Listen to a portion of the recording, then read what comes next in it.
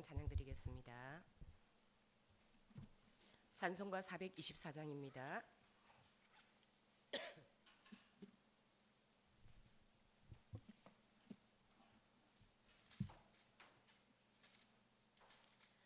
예수 너를 오라는 예수 너를 오라는 어디든지 주를 따라 주와 같이 가려네 주의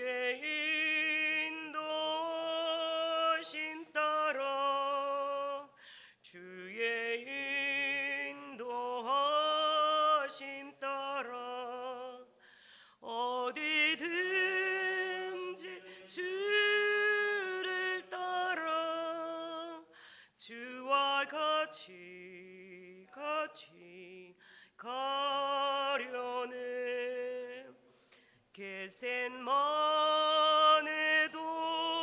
동산까지 주와 함께 가려 하네 피땀 흘린 동산까지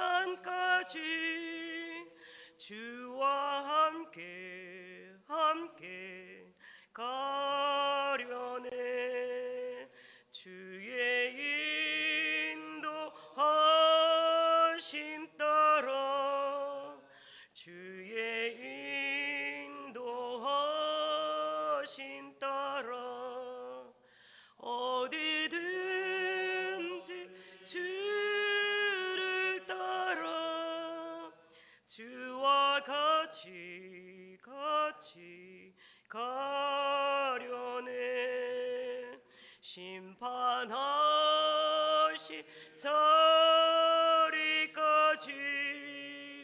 주와 함께 가려 하네 심판하실 자리까지 주와 함께 가려네 주의 인도하심 따라 주의 인도하심 따라 어디든지 주를 따라 주와 같이 가려네 주가 크신 은혜 내려 나를 항상 돌보시고 크신 영광 보여주며 나와 함께 가시네 주의 인도하심 따라 주의 인도하심 따라 어디든지 주를 따라 주와 같이 가려네. 사도신경 드림으로 신앙 고백 드리겠습니다. 나는 전능하신 아버지 하나님 천지의 창조주를 믿습니다. 나는 그의 유일하신 아들 우리 주 예수 그리스도를 믿습니다. 그는 성령으로 잉태되어 동정녀 마리아에게서 나시고 본디오 빌라도에게 고난을 받아 십자가에 못 박혀 죽으시고 장사된 지 사흘 만에 죽은 자 가운데서 다시 살아나셨으며 하늘에 오르시어 전능하신 아버지 하나님 우편에 앉아 계시다가 거기로부터 살아있는 자와 죽은 자를 심판하러 오십니다. 나는 성령을 믿으며 거룩한 공교회와 성도의 교제와 죄를 용서받는 것과 몸의 부활과 영생을 믿습니다. 아멘. 자, 오늘의 하나님의 말씀은 마가복음 3장 1절에서 19절 말씀입니다. 마가복음 3장 1절에서 19절 말씀입니다. 신약성경 57쪽입니다. 한 절씩 교독하며 읽겠습니다. 예수께서 다시 회당에 들어가시니 한쪽 손 마른 사람이 거기 있는지라.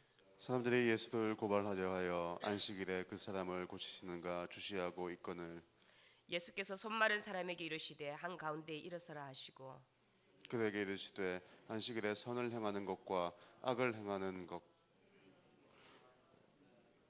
어느 것이 옳으냐 하시니 그들이 잠잠하거늘 그들의 마음이 완악함을 단식하사 노하심으로 그들을 둘러보시고 그 사람에게 이르시되 내 손을 내밀라 하시니 내밀매 그 손이 회복되었더라.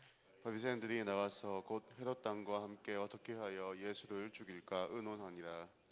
예수께서 제자들과 함께 바다로 물러가시니 갈릴리에서 큰 무리가 따르며 유대와 예루살렘과 이두메와 요단강 건너편과 또 두로와 시돈 근처에서 많은 무리가 그가 하신 큰 일을 듣고 나오는지라. 예수께서 무리가 애워사 미는 것을 피하기 위하여 작은 배를 대게 하도록 제자들에게 명하셨으니 이는 많은 사람을 고치셨으므로 병으로 고생하는 자들이 예수를 만지고자 하여 몰려왔음이더라. 더러운 귀신들도 어느 때든지 예수를 보면 그 앞에 엎드려 부르짖어 이르되 당신은 하나님의 아들이니이다 하니 예수께서 자기를 나타내지 말라고 많이 경고하시니라.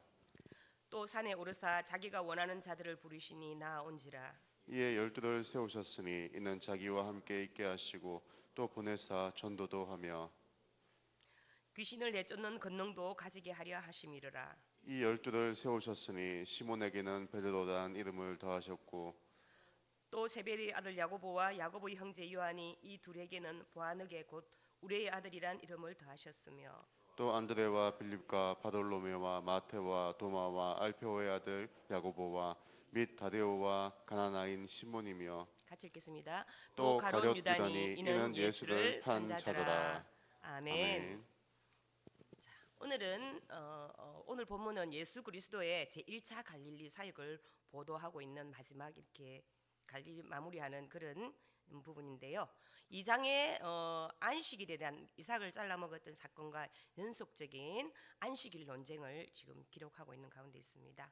예수님께서는 자신이 안식일의 주인이심을 선언하셨습니다. 복음서에서 자주 안식일에 사건이 일어나고 논쟁이 되는 것은 안식일의 주인이신 예수님의 권한을 이렇게 보여주기 위함입니다.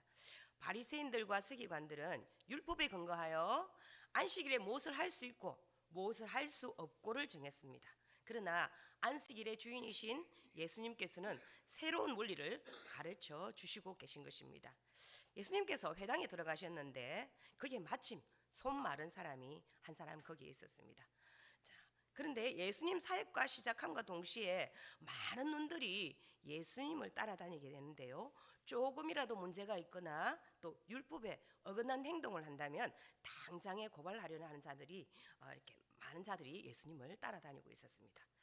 자, 예수님께서는 유대인들에게 이렇게 여러 가지로 노출되어 있는 상황이고 또 유대인들과 마찰이 불가피한 그런 일들이 많았습니다.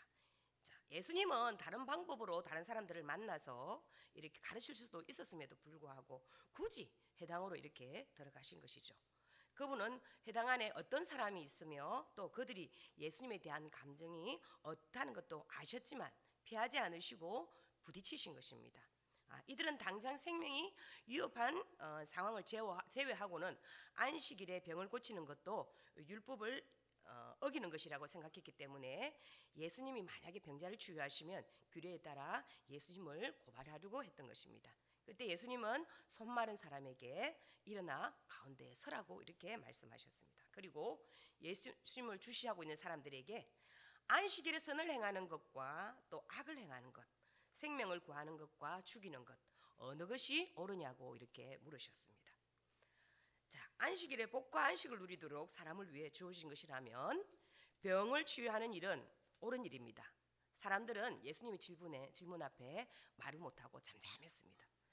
예수님은 이웃을 향한 긍휼과 사랑이 없이 자신들의 의와 전통만을 고집하며 진리를 거부하는 이 바리새인들의 어리석음과 완악한 마음을 탄식하시고 또 노하셔서 그들을 둘러보셨습니다. 그리고 손 마른 자에게 손을 내밀라고 말씀하셨습니다. 그리고 그 사람이 손을 내밀자 그 손이 깨끗하게 회복되었습니다.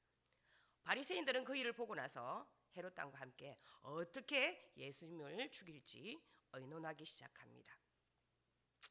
자, 헤롯 왕은 로마로부터 통치권을 위임받은 헤롯 왕조의 통치를 지지하는 정치적인 사람들이고 바리새인들이 적대시하던 사람들이었습니다. 그리고 바리새인들은 로마에 충성하는 헤롯 왕조를 반대했던 사람들이고, 그러니까 이 사람들은 전혀 이렇게 적을 두고 있는 그런 사람들이었죠. 그런데 예수님을 죽이고자 하는 일에는 한 마음이 됐다는 것이죠. 자, 예수님은 유대의 정치리 권력을 쫓는 헤롯 왕과 대중의 종교적인 인기와 권력을 쫓는 바리새인 모두에게 거슬리는 존재였습니다. 예수님은 이제 종교적, 정치적 반대 세력들과 이렇게 이제 마주하게 되는 것이죠. 그들은 예수님이 안식일에 생명을 살리고 선을 행한 일을 쉬게하여 안식일에 생명을 죽이는 일을 이렇게 논의하게 됩니다. 이후로 유대 종교 지도자들은 예수님을 십자가에 못 박기 위해서 동분서주하게 되죠. 7절과 12절 말씀에서는 예수님께서 갈릴리 호숫가에서 여러 병자를 고치신 일에 대해서 증거합니다. 예수님께서 제자들과 함께 바닷가로 나가셨습니다. 예수님이 지금 계신 곳은 갈릴리 호숫가입니다. 갈릴리는 이스라엘 북쪽에 있는 큰 호수입니다. 그런데 사람들은 이스라엘 남쪽에 있는 유대와 예루살렘, 그리고 유대 아래에 있는 이두메, 그리고 갈릴리 북쪽에 있는 이방 도시인 두로와 시돈에 있는 까지부터 많은 사람들이 예수님께 몰려왔습니다.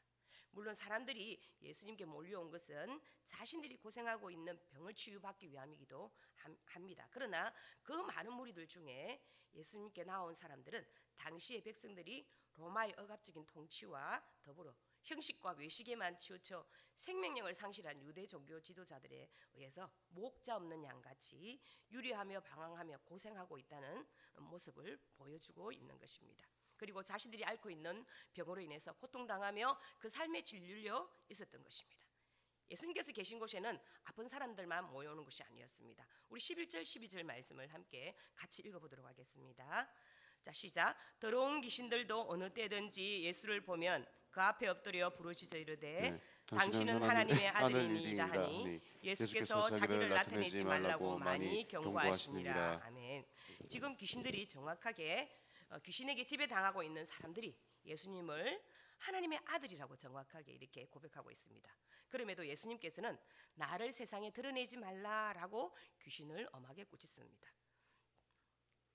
아주 하나님 주님의 때 십자가를 질 때가 되지 않았기 때문이었습니다. 또한 하나님의 아들이신 예수님이 주님 되심이 귀신들을 통해서 알려지는 것이 어울리지도 않고 바르지도 않기 때문입니다. 오늘 13절과 19절 말씀해 보면 산 위에 있었던 일인데 예수님께서 함께할 공생의 사역을 돕고 예수님이 떠난 후 복음 전도 사역을 감당할 12사도를 부르시는 장면입니다. 13절에 또 산에 오르사 자기가 원하는 자들을 부르시니 나온지라. 예수님께서 제자들을 선택하시고 부르시는데 가장 중요한 조건은 자기가 원하는 자들이었습니다. 예수님께서는 주변에 있던 사람들 중에서 당신이 원하는 사람들을 뽑아 부르셨습니다. 예수님이 12사도를 세우신 목적이 크게 두 가지가 있는데요. 하나는 그와 동행하며 가르침을 받는 것이고 다른 하나는 복음을 전파하며 귀신을 내어 쫓도록 파송을 받는 것이었습니다. 그런데 마가는 이러한 12사도의 선택을 예수님께서 종교 유대 지도자들로부터 본격적인 핍박을 받기 시작하는 시점에 맞추어서 기술함으로써 바로 이 사건이 예수님의 순환을 대비하기 위한 것이라는 사실을 암시하고 있습니다. 우리도 언제 어느 이유로 예수님 앞에 나와서 그리스도인이 되었든지 간에 공통적으로 확인되는 것은 처음에는 내가 내 문제를 해결하기 위해서 나 스스로 아니면 누군가에 의해서 이끌러 나온 것 같았지만 그 속에 주님의 부르심이 있었다는 것입니다. 우리 여기 계시는 모든 분들은 내 스스로 나온 것 같지만 절대 나 스스로 나온 것은 아닙니다. 주님께서 때가 되어서 부르셔서 이 자리에 나와 있고 또 주님께서 우리에게 주실 사명이 있기 때문에 이 자리에 있는 줄로 믿습니다. 자, 우리가 지금 주님 앞에 있게 된 것이 주님의 부르심이라는 것을 진심으로 수용한다면 우리는 주님의 제자로 이렇게 이 땅의 삶을 살아야 할 책임과 의무가 있는 것입니다. 14절과 15절 말씀해 보면 이 12를 세우셨으니 이는 자기와 함께 있게 하시고 또 보내사 전도도 하며 귀신을 내쫓는 권능도 가지게 하려 하심이로라 라는 말씀합니다. 예수님께서 12제자를 불러서 세우신 것은 단지 그들을 써먹기 위함이 아니었습니다. 그들을 부르신 제일의 목적은 함께 있기 위한 목적이었습니다. 예수님께서는 3년 동안 제자들과 동고동락하며 자신의 전부를 주셨습니다. 그 토대 위에 그들을 보내셔서 하나님의 나라도 전하게 하시고 귀신의 다스림이 아니라 하나님의 다스림 속에서 다스림 속으로 들어오게 역사를 행하게 하셨습니다. 예수님께서 부르신 12제자가 이러합니다. 우리 16절 19절 말씀을 보면 이 12를 세우셨으니 시몬에게는 베드로란 이름을 더하셨고 또 세베대의 아들 야고보와 야고보의 형제 요한이니 이 둘에게는 보아느게 곧 우리의 아들이란 이름을 더하셨으며 또 안드레와 빌립과 바돌로메와 마테와 도마와 알페의 아들 야고보와 및 다데오와 가나나인 시몬이며 또 가룟 유다니 이는 예수를 판 자더라 이렇게 나오죠. 이 12 중에서 베드로와 안드레가 형제이고 야고보와 요한이 형제입니다. 당시 이스라엘에 이렇게 많은 사람 가운데서 형제가 함께 주님의 제자가 된다는 것은 참 복된 일입니다. 그래서 형제를 비롯한 가족이 함께 신앙생활을 하는 것은 정말 복된 것입니다. 반면에 도마라는 인물은 쌍둥이라는 뜻이고요. 도마가 아마 쌍둥이 형제가 있었던 것 같습니다. 자, 베드로의 본래 이름은 시몬이었습니다. 아시는 바와 같이 베드로는 반석이라는 뜻입니다. 결코 반석 같지 않았던 사람이 반석이 되어갔죠. 야고보와 요한의 별명은 우리의 아들인 것으로 보아서 성격이 정말 급했던 것으로 보입니다. 야고보는 제자 중에 첫 순교의 제물이 되었고 요한은 마지막까지 살아서 산순교자가 되었고 그의 별명이 사랑의 사도가 되었습니다. 우리의 아들이 사랑의 사도가 된 것입니다. 그리고 바돌로메는 돌로메의 아들이라는 뜻으로 나다나엘의 동일 인물입니다. 알페의 아들 야고보와 다데오, 가나나인 열심당원 시몬은 성경이 거의 이름만 나옵니다. 그럼에도 그들은 예수님의 12제자들입니다. 예수님의 제자 중에 나중에 예수님을 팔게 될 가룟 유다도 있습니다. 다른 11제자들이 우리가 가야 할 제자의 길을 보여주는 진명교사라면 가룟 유다는 그 길을 걷지 말아야 함을 보여주는 반면교사와도 같습니다. 사랑하는 성도 여러분, 오늘 말씀을 통해 우리는 주님과 함께하는 삶을 한번 생각해 보았습니다. 주님은 우리와 함께 하시며 또 우리의 삶을 변화시키고 주변 사람들에게 하나님의 사랑을 전파하도록 인도해 주십니다. 우리 또한 주님의 사랑을 본받아서 주변 사람을 사랑하고 돌보며 주님을 증거하는 삶을 살아야 합니다. 오늘 내 삶의 중심에 예수 그리스도께서 진정 살아 계십니까? 그러하다면 주께서 오늘 내 삶에 역사하실 것입니다. 임마누엘 되시는 예수 그리스도와 함께 동행하며 이 땅에 하나님의 아들이신 예수 그리스도를 증거하는 삶을 살아가시길 소망합니다. 기도하겠습니다. 하나님 아버지, 귀한 말씀 주셔서 감사합니다. 주님께서 이 땅에 오셔서 많은 말씀을 전파하시고 많은 병전자를 치유하시며 또 복음을 전파하시며 제자들을 또 양육하셔서 그들을 복음을 전파하게 하셨듯이 오늘 우리를 부르셔서 제자들과 같이 또 우리를 양육하시고 말씀으로 또 우리를 인도하여 주셔서 또 우리를 통해서 많은 복음들이 이 땅에 전파되기를 원하시는 줄로 믿습니다. 하나님, 그러한 제자의 사명을 우리가 이 땅에서 감당할 수 있는 큰 믿음을 당하여 주시옵기를 간절히 원합니다. 세상의 것으로 인하여서 눈의 안목의 정욕으로 인하여서 아버지 하나님, 보이는 것으로 인하여서 늘 욕심내지 않게 하시고 보이지 않는 하나님의 나라를 하나님 나라를 바라보며 소망하며 살아가는 믿음 가운데서 우리에게 주신 이 귀한 사명들을 감당하기에 부족함 없는 귀한 사명들을 주여 허락하여 주시옵기를 간절히 원합니다. 오늘도 이 말씀을 주심에 살아가는 하루의 삶의 말씀의 양식이 되기를 원합니다. 하나님, 이 말씀 속에서 오늘도 듣는 자들이 그 말씀대로 삶에 적용하며 행하며 나아가는 귀한 우리 성도들 되게 하여 주시옵소서. 우리를 사랑하시는 우리 주 예수 그리스도 이름으로 기도드립니다. 아멘. 주기도문으로 예배 마치겠습니다. 하늘에 계신 우리 아버지 이름을 거룩하게 하시며 아버지의 나라가 오게 하시며 아버지의 뜻이 하늘에서와 같이 땅에서도 이루어지게 하소서. 오늘 우리에게 일용할 양식을 주시고 우리가 우리에게 잘못한 사람을 용서하여 준 것 같이 우리 죄를 용서하여 주시고 우리를 시험에 빠지지 않게 하시고 악에서 구하소서. 나라와 권능과 영광이 영원히 아버지의 것입니다. 아멘. 자, 오늘 성도들이 가정과 직장을 위해 기도하겠습니다.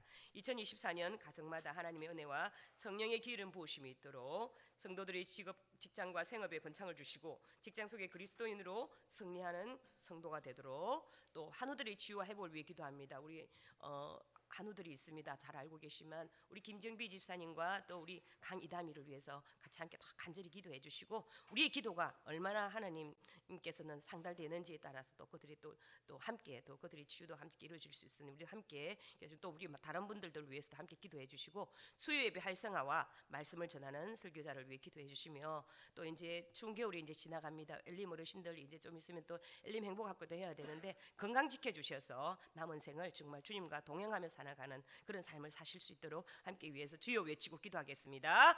주여